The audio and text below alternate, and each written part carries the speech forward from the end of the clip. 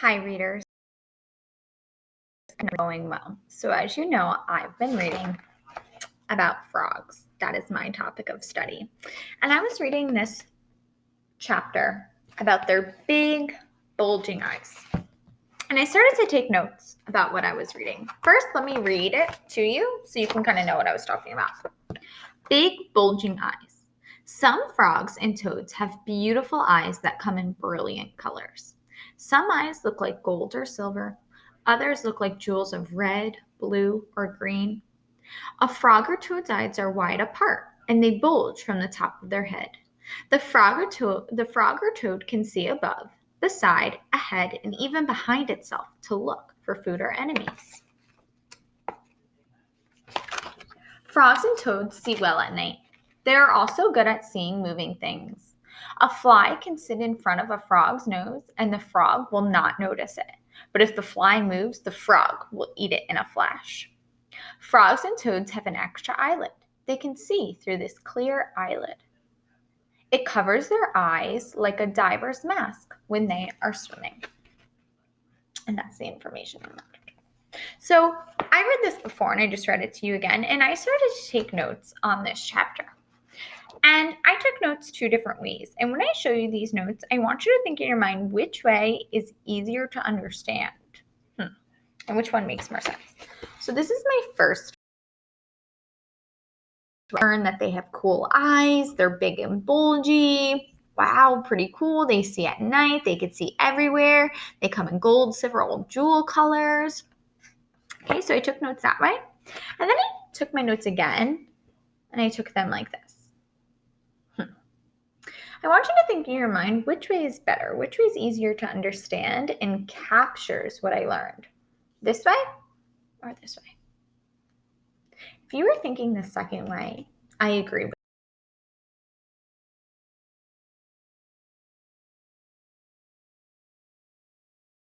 you. Talk about the different ways we authors organize their texts and how that in turn helps us better understand it.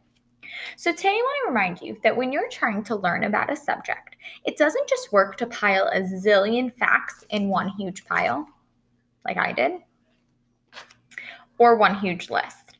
It helps to bucket those facts and make subsections in your notes and to pop out the main ideas, showing how the smaller details go along with them. All right, so let's look at some examples together. All right. And show you the different ways. Okay. So I'm going to show you two of the passages from this book, but on my screen so it's easier to see. So let me make it bigger for you.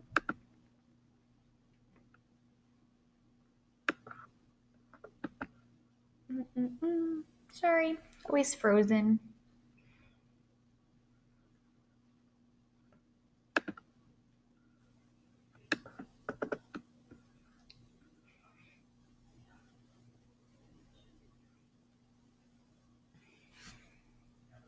Okay, so first let's reread Big Bulging Eyes and show you how we can take notes and follow a certain text structure. So again, big bulging eyes. Some frogs and toads have beautiful eyes that come in brilliant colors.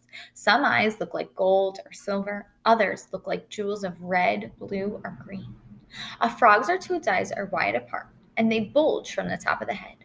The frog or toad can see above, beside, ahead, and even behind itself to look for food or enemies. Frogs and toads see well at night. They are also good at seeing moving things. A fly can sit in front of a frog's nose, and the frog will not notice it. But if the fly moves, the frog will eat it in a flash.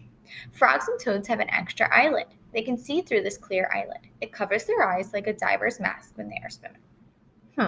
So let's think about the information here. If I was going to take notes, how would I want to take notes about it? Let me show you the way I did. I tried to capture the main idea and details that go along with it. Now, the author doesn't just come out and say a main idea here. They kind of give us a bunch of information, and we have to put it together to create our own main idea and supporting details. And when I do main idea and supporting details, I want to use the boxes and bullet strategy. So after reading that, the main idea I got out of this passage is that frogs and toads have totally unique eyes.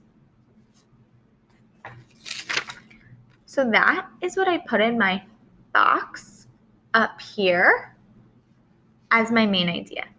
Now, we know we can't just give a main idea. We must give supporting details from the information we read to support it. So let me show you what I have. Okay, so I wrote that their eyes are brilliant colors like gold and jewels. They're also far on top of their head so they can see all around. They help them see at night, and they have an extra eyelid to see when swimming. And let me make my camera a little bit bigger so you guys can see that even better. So again, I put my main idea in the box and the supporting details from the text that support my main idea. Notice how my main idea isn't just a word or a topic. It's a thought. It's a full-on thought. Frogs and toads' eyes are unique. Notice that it's not just frogs and toads' eyes. It's frogs and toads' eyes are unique. A thought I got from it, the main idea, and then all my supporting details to support that. So this is one way authors can organize their texts and the way researchers can organize their notes. Boxes and bullets. Really important. Main idea, supporting details. Let's see if there's another. Let's take a look at our other passage we have here called Ribbit Ribbit. And this is also from my Frogs and Toads books. I just wanted you to be able to see it a little bit better. Have you ever heard the croaking of frogs and toads on a quiet summer night? Long ago, frogs and toads were the only animals that could make sounds. Now, male and female frogs use sounds to find a mate. Only the males croak or sing. The females have quieter voices. Male frogs and toads sing without opening their mouths. They have a voice sac in their throat. The voice sac is made of stretchy skin that swells like a balloon.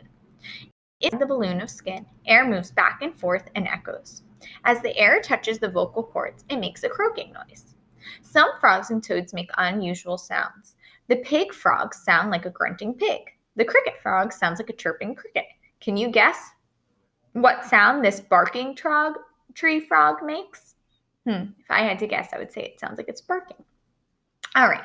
Now, before I showed you how I could organize my notes with boxes and bullets, but this way it kind of seems to me that it's telling me steps. It's going in order. It's kind of telling me the process of how they open their throats. So this time I actually organized my notes in a sequential order. Can you guys all say sequential to yourselves at home? Sequential. And let me show you what those notes would look like. They're like steps in a process. I always think sequential steps. So we have our frog and toad croaking. This is the steps. I'm saying what's happening. So 1, their voice sac swells up like a balloon. 2, the air goes back and forth in it. 3, the air touches their vocal cords.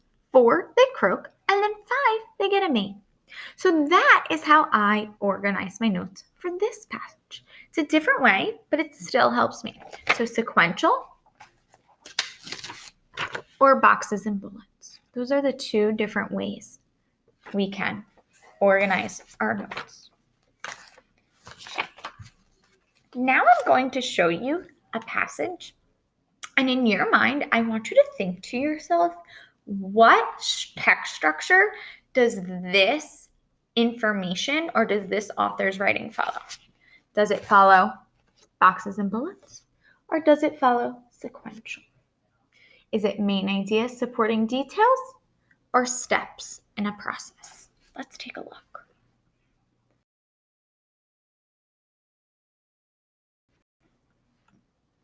Okay, make myself small.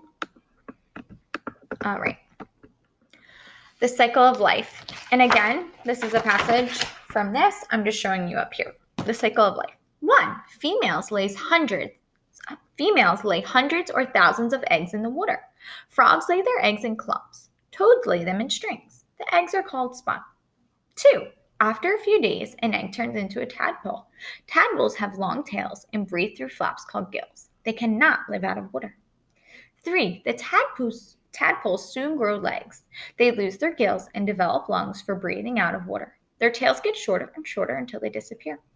And 4, one day, an adult frog hops out of the water and onto the land.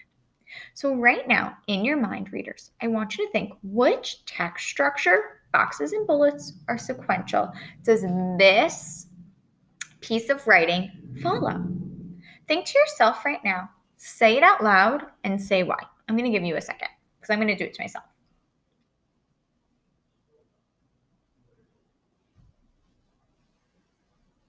Okay. Are you thinking it is sequential because it follows steps in an order? Then you are absolutely right. This piece follows a sequential text structure. So let's review what we learned today. Going to exit out of this. Open our anchor chart for the lesson.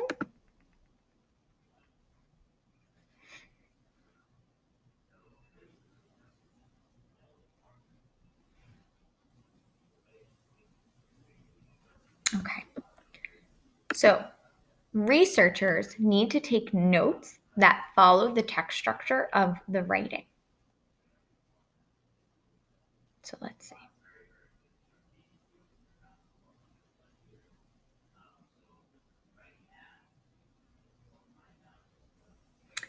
Okay, so researchers take notes that follow the structure of their text they're reading. So again, today we learned about boxes and bullets, main idea and supporting details. Remember, the main idea is not just the topic. You got to add a thought. It wasn't today, frogs and toads' eyes. It was frogs and toads' eyes are unique. Or it could be sequential, which it talks about a topic or the main idea, and then the first thing that happens, the second thing that happens, and so on. Think of sequential steps. Okay, readers, as you were reading today, I want you to look for these text structures in your nonfiction texts and try and take your notes and your stop and jots following these text structures. All right, off you go.